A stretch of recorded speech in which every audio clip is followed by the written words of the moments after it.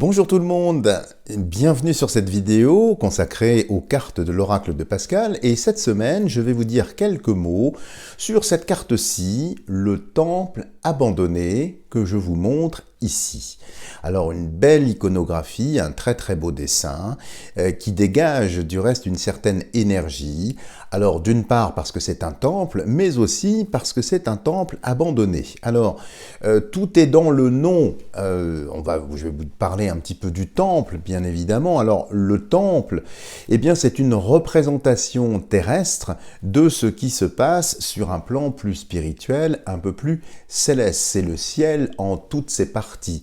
Donc le temple évidemment est un reflet cosmique de ce qui se passe. C'est pour ça que ces espaces, ces temples, étaient consacrés, alors pas simplement à une divinité, mais aussi à des énergies qui sont souvent telluriques, donc qui viennent de sous terre, qui sont amplifiées par la géométrie du temple pour ouvrir une sorte d'autre dimension, pour pouvoir recevoir, eh bien, une lumière ou bien une manifestation divine. Alors dans cette carte, le temple est abandonné.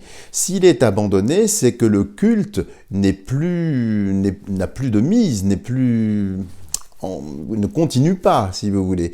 Donc, s'il est abandonné, c'est qu'il n'y a plus de prêtres pour remplir les offices. C'est qu'il n'y a plus non plus de fidèles qui sont là pour assister aux cérémonies.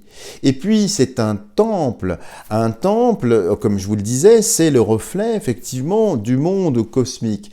Mais c'est également un endroit où on peut passer du profane au sacré. Le mot profane signifie effectivement devant le temple. Et le sacré se joue à l'intérieur du temple. C'est donc un espace, une sorte de délimitation entre notre vie quotidienne, l'agitation quotidienne, et quand on rentre dans un temple, quel que soit ce temple, eh bien, on rentre dans un espace sacré, dans un espace progressivement sacré, avec le péristyle du temple, donc dont la partie, si vous voulez, ici, l'entrée du temple, et puis il y a différentes zones du temple, jusqu'au Saint des Saints, qu'on appelle dans la tradition égyptienne le Naos. Il y a aussi dans la tradition hébraïque, eh bien, le Loueikal et le Débir. Enfin, tout ça, ce sont des noms un petit peu savants, mais tout ça pour vous dire que c'est un lieu qui est consacré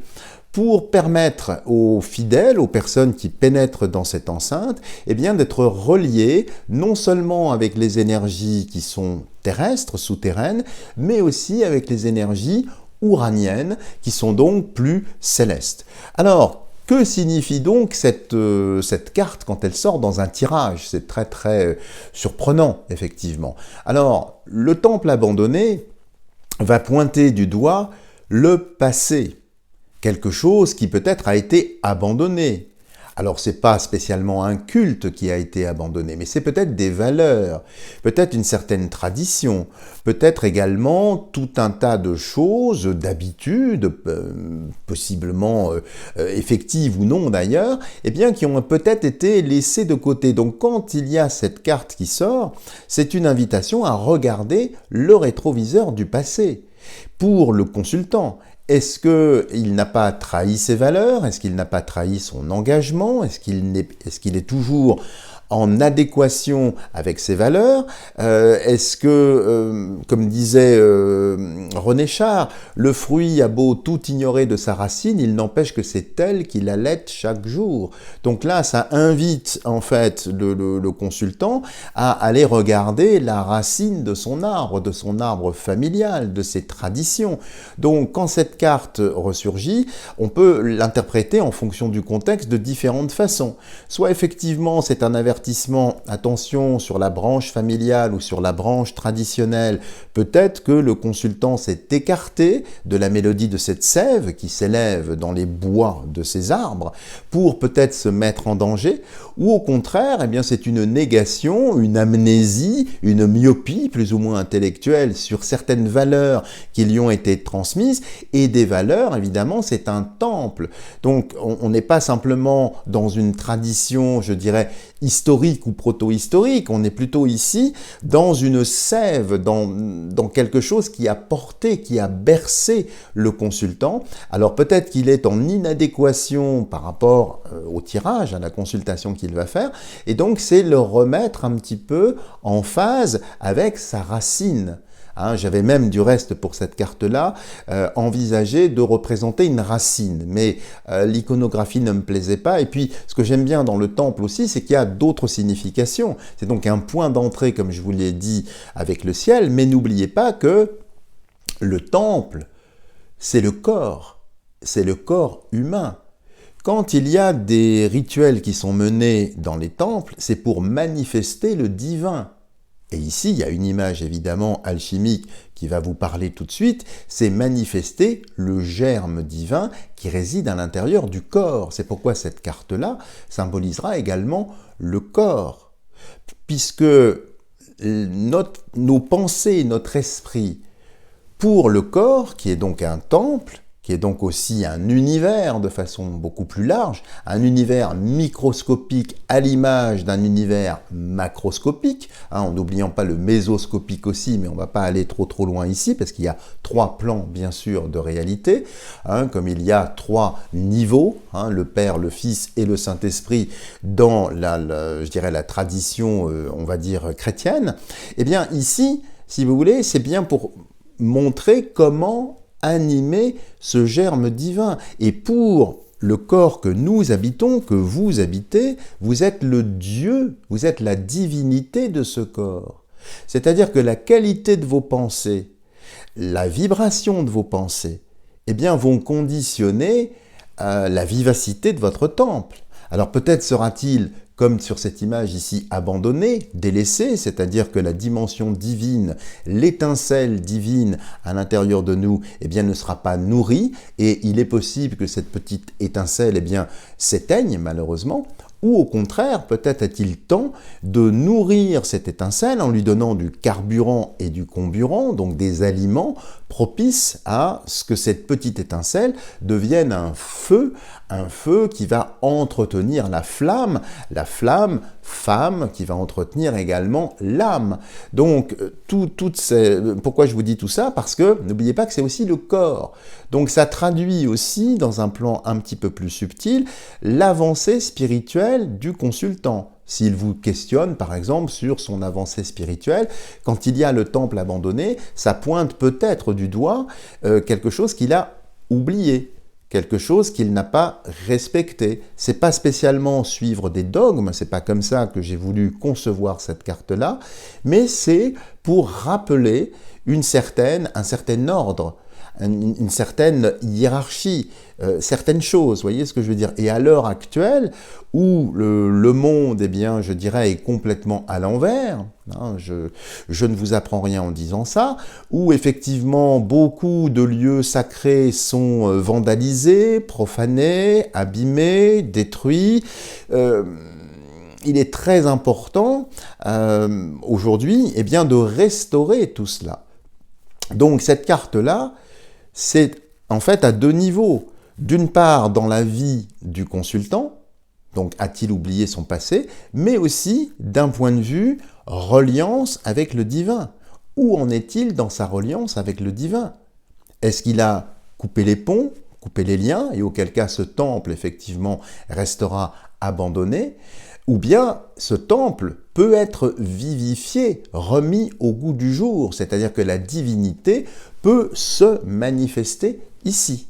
Donc c'est un petit peu toutes les choses que j'ai essayé de mettre dans cette carte. Alors n'oubliez pas aussi que dans un tirage un peu plus anatomique, un petit peu plus médical, étant donné que c'est un temple, je vous ai dit, c'est le corps humain, c'est quand même des pierres, en tout cas dans la représentation ici de cette carte, donc ça va parler également de l'ossature, pas vraiment des organes, mais plutôt de la partie solide, donc les os, les dents, toute la partie un petit peu solide. Et ce qui anime le temple, comme le culte du reste, eh bien c'est toutes les valeurs qui sont un peu plus intangibles, impalpables. Donc l'âme, l'esprit, et on retrouve bien ici tout ça. Alors souvent aussi, dernier petit point, dans certains temples, alors là ici j'ai volontairement représenté un temple, vous voyez, qui ne se rattache à aucune, je dirais à aucune religion, c'est un temple purement imaginaire, hein, on est bien d'accord, mais il peut y avoir parfois dans certains temples, eh bien, des tombes, des tombeaux de personnalités célèbres, pourquoi pas de guerriers célèbres, de saints. Et ça aussi, c'est pour montrer quelque chose qui est un petit peu plus subtil avec le temple abandonné ici, c'est ce que j'ai voulu représenter, en tout cas sous cette forme-là, ce qu'on appelle la part d'ombre, c'est-à-dire la partie où on refoule un peu tout un tas de choses. Hein. C'est un petit peu le dépotoir de notre âme, c'est un petit peu les scories, toutes les choses qu'on ne veut pas tellement voir en nous, en fait, hein, des choses dont on n'est pas fier, des choses qui sont un petit peu remisées et qui parfois peuvent également être dans ce temple. Parce que, et ça c'est très très alchimique, c'est parfois sur le pire des fumiers que poussent et grandissent les plus belles roses. Et c'est pour ça que les anciens maîtres en alchimie, eh bien, mettaient l'accent sur, évidemment, la matière un peu brutale, un peu puante, un peu nauséabonde, que l'on n'aime pas, mais en disant, attention, là est quand même un trésor. Et donc, ce trésor, quel est-il? C'est la part d'ombre qui peut-être occulte la totalité du temple, qui peut-être empêche la personne eh bien, de faire ses oblations ou bien de venir au service au temple. Donc, toutes ces notions-là se retrouvent dans la carte. Alors, évidemment, traditionnellement, comme ça vise le passé, la charge symbolique sera amplifiée pour toutes les cartes qui sont à gauche du temple, hein, puisque la gauche, hein, donc c'est sinistre, sénestre, hein, et je ne fais pas de politique en disant ça, mais c'est vrai que la gauche est un peu sinistre, hein, 3 petits points. Tout ça pour vous dire que la partie gauche, donc ça va vous renseigner sur justement peut-être ces freins, peut-être ces inhibitions, peut-être toutes ces choses qui n'ont pas été conscientisées, qui ne sont pas remontées, je dirais, dans la vie du consultant, alors que les cartes qui se trouveront à droite, eh bien, vont plutôt montrer le déroulé des événements, c'est-à-dire va-t-il prendre conscience de quelque chose qu'il aurait oublié pour pouvoir construire autre chose. Alors du reste, peut-être que je vous en parlerai à d'autres occasions, c'est important également, quel que soit, je dirais, l'oracle, hein, c'est pas propre à mon oracle, hein, c'est une codification de lecture, c'est très important de bien comprendre que ce qui est à gauche, c'est le passé, et ce qui est à droite, c'est l'avenir. C'est pour ça qu'on fait couper les jeux, généralement, de la main gauche, qui est la main du cœur, pour qu'il y ait une sorte de césure entre ce qui s'est passé avant la consultation et ce qui va se dérouler après. La partie supérieure, pour terminer cette courte explication, c'est les influences célestes, justement, les influences, on pourrait dire, astrales. Et la partie inférieure, qui est un petit peu justement la racine, la qualité également de la sève, eh bien c'est les énergies un petit peu souterraines. Donc ça refait effectivement une croix, donc la partie supérieure, la partie inférieure, droite et gauche, c'est pour ça que l'on fait ce tirage en croix. Et pour terminer, ce tirage en croix, vous savez que la grande majorité des cathédrales sont construites sous la forme d'une croix. Et quand on replie en fait la croix, on obtient un cube. Un cube, parce que le cube, c'est le nombre 4. Le nombre 4, évidemment, c'est la matière. L'âme à tiers, ou un tiers d'âme pour 2 tiers d'esprit.